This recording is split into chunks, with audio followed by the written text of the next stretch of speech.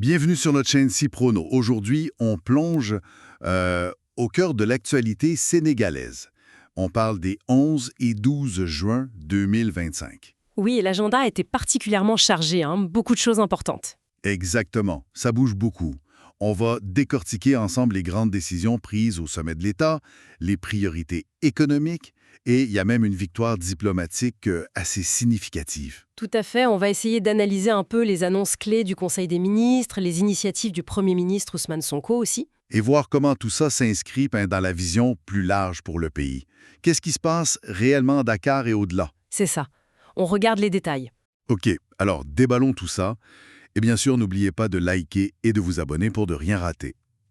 Première grande orientation affichée par le président fait. Il souhaite institutionnaliser une rencontre annuelle avec les guides religieux et les chefs coutumiers. Oui. C'est un geste, disons, symboliquement fort, surtout après les moments comme la Tabaski ou le pèlerinage de Popenguine. Oui, et il y a cet engagement de moderniser les sites religieux aussi. Exactement. Ce dialogue formalisé, il existe déjà de manière informelle, c'est classique au Sénégal pour la cohésion sociale. Mais l'institutionnaliser comme ça, c'est une étape de plus. Et qu'est-ce que ça implique concrètement? Le défi, ça va être de traduire ce dialogue en action, en résultats tangibles. Et puis, maintenir cet équilibre, vous savez, toujours un peu délicat, entre l'État et le religieux sur le long terme. D'accord. Autre priorité, et elle est martelée, la souveraineté alimentaire. Là, le mot d'ordre, c'est accélération. Ah oui, on sent l'urgence. Distribution rapide des semences, des engrais pour la campagne 2025-2026. On veut renforcer les coopératives, donner un rôle plus important à l'ISRA. L'Institut sénégalais de recherche agricole, oui. Et il y a l'annonce d'un futur Conseil national agro-silvo-pastoral prévu pour le 10 juillet et aussi un forum africain des systèmes alimentaires en août ou septembre.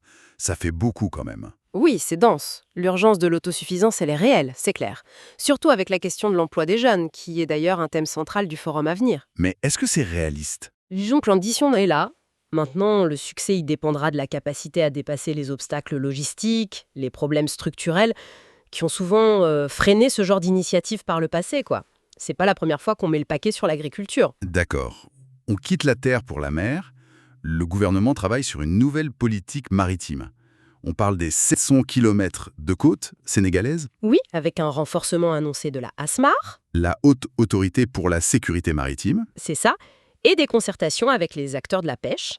C'est tout le potentiel de l'économie bleue qui est en jeu. Justement, l'économie bleue, qu'est-ce que ça représente concrètement pour le Sénégal bien? Eh bien, c'est potentiellement énorme. Pêche durable, bien sûr, mais aussi tourisme côtier, peut-être aquaculture, énergie marine. Les possibilités sont vastes. Mais il y a des risques. Oui, bien sûr, ça demande une gestion très, très rigoureuse pour éviter la surexploitation des ressources, d'abord. Et puis, il y a les enjeux de sécurité, lutte contre la pêche illégale, les trafics divers, le renforcement de la ASMAR. Logiquement, ça va dans ce sens. Très clair. On passe à la gouvernance. Et là, c'est le Premier ministre Ousmane Sonko qui est monté au créneau sur la commande publique. Oui, il a utilisé des termes assez forts, un constat alarmant. C'est ça. Surfacturation, violation des règles. Il annonce que, désormais, le respect des procédures sera un critère de performance. Et il demande plus de formation pour les acteurs clés. La DCMP, l'ARCOP, oui, c'est un signal politique très clair. La lutte contre la corruption, l'efficacité de la dépense publique, c'est au cœur du sujet. La formation, c'est la clé. C'est crucial, en tout cas, parce que les règles sont souvent complexes et elles sont parfois, disons, mal comprises ou volontairement contournées. Mhm. La grande question, c'est est-ce que cette volonté politique affichée suffira à changer des habitudes qui sont parfois bien ancrées? C'est tout l'enjeu.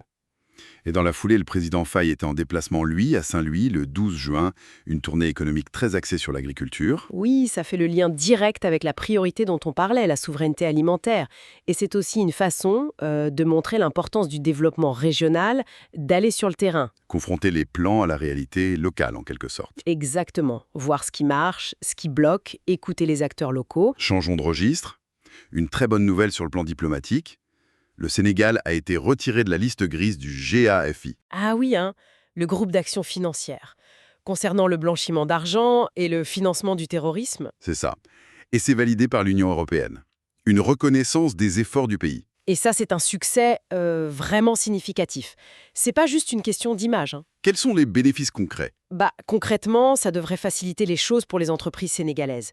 Les transactions bancaires internationales, par exemple, ça peut réduire les coûts liés à la conformité réglementaire, et puis ça rassure les investisseurs étrangers. C'est un gage de sérieux financier, si vous voulez. D'accord. Très positif donc. On revient à des débats plus internes.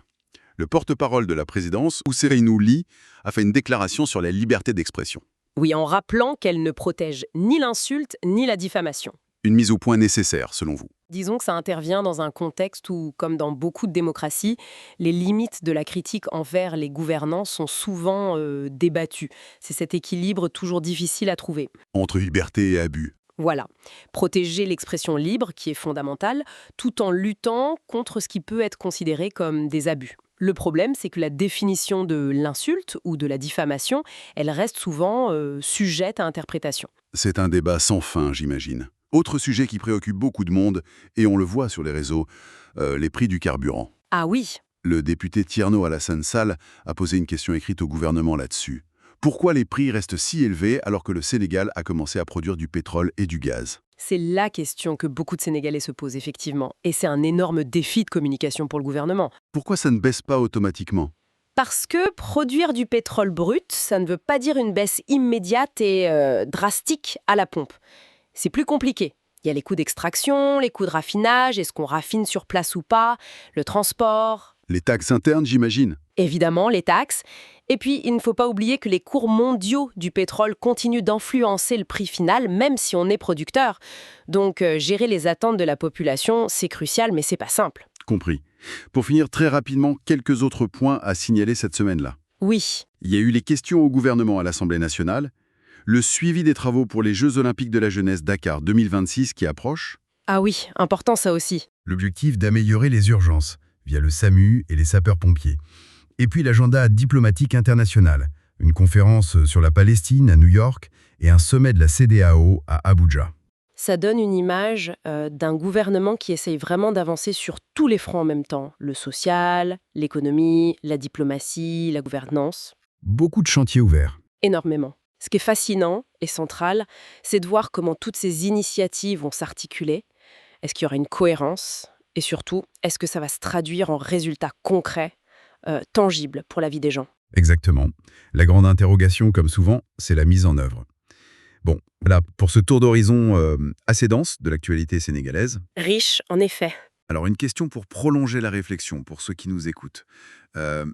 Maintenant que le Sénégal est entré dans le club des producteurs d'hydrocarbures, comment l'État peut-il, selon vous, trouver le juste équilibre entre d'un côté les attentes fortes de la population pour une baisse du coût de la vie et de l'autre les réalités économiques complexes du marché de l'énergie et les besoins d'investissement du pays?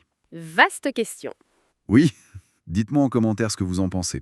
On a hâte de lire vos avis. Merci beaucoup d'avoir écouté. Abonnez-vous et likez pour plus d'analyses. À très bientôt.